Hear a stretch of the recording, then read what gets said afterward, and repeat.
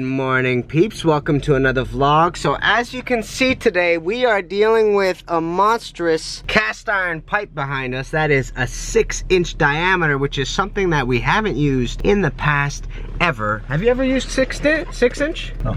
No, never. So that's a first for us. We are dealing with some Transite pipe today, so we did do a couple of upgrades since the last video. If you remember in the last video, we weren't wearing white suits. I ended up getting those. We did get a new spray bottle so we can wet it before we cut it, because as we were talking about last time, Transite is actually an asbestos cement, which means asbestos is mixed with cement, which forms a stronger bond than just cement itself. But when you break the pipe, when there's an incision that takes place, little microscopic fibers break into the air. They cause really significant health issues in the future. So we do have asbestos masks as well, and we're heading out to the job site now. You guys are coming along with us. Oh, and by the way, peeps, you know what to do, baby. All right, let's get to work.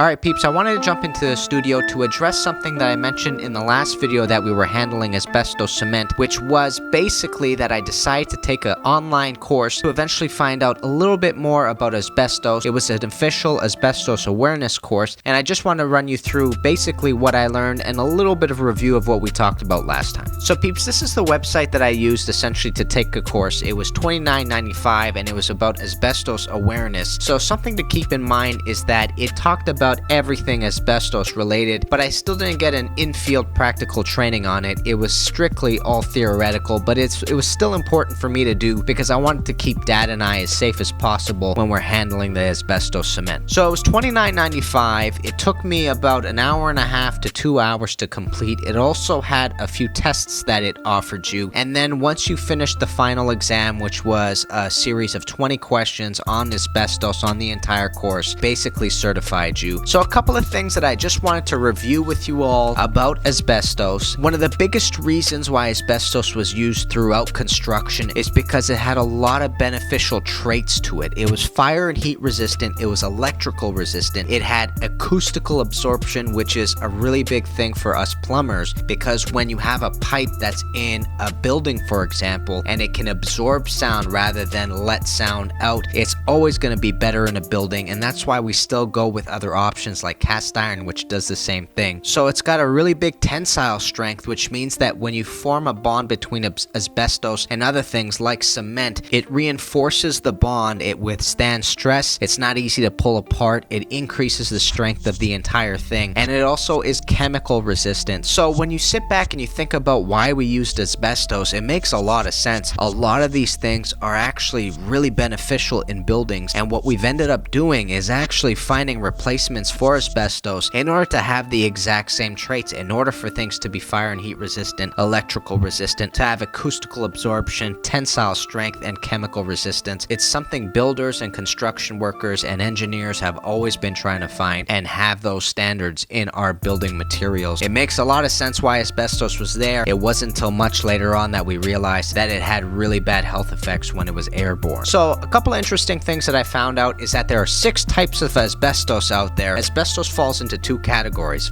Friable, which is in the form of a powder or can be crumbled, pulverized, or reduced to powder by pressure of a human hand, and non-friable, which is not in the form of powder and cannot be crumbled, pulverized, or reduced to powder by pressure of a human hand. So let's talk quickly about the health risks of asbestos. A question that comes up quite a bit is asbestos a health risk if it is undisturbed? And in reality, unfortunately, it still is, even though most people say it is not. And the reason why that is because, look, if you have a deteriorating pipe or a deteriorating asbestos material somewhere in your house, it could be potentially releasing fibers into the air, and you could be inhaling without ever noticing it. Asbestosis is a chronic lung disease caused by inhaling fibers for prolonged periods of time, leads to lung tissue scarring and shortness of breath. Symptoms can range from mild to severe and do not appear until many years later. There is an asbestos-related lung cancer. It's almost always fatal. Non-smokers exposed to asbestos have a 5 times higher rate than normal of getting lung cancer, and smokers are 90 times more likely to develop lung cancers. And then there's mesothelioma, a rare cancer that takes about 40 years to develop, affects the chest lining and abdominal cavity, and is almost always linked to asbestos and is almost always fatal. Like I said, peeps, it's not something to take lightly. It's a very serious thing right here. What I found really interesting about this course, which I didn't know before, that is that there are pleural effects, are 4 types of non-cancerous abnormalities in the lining of the chest cavity. So even though these may not be as severe as mesothelioma and the other things that I just described, they're still going to cause significant damage to you. And it's not only found in 10 to 60% of asbestos workers, but also in their family members. And the weird thing is they attribute this to people walking away from the job site and bringing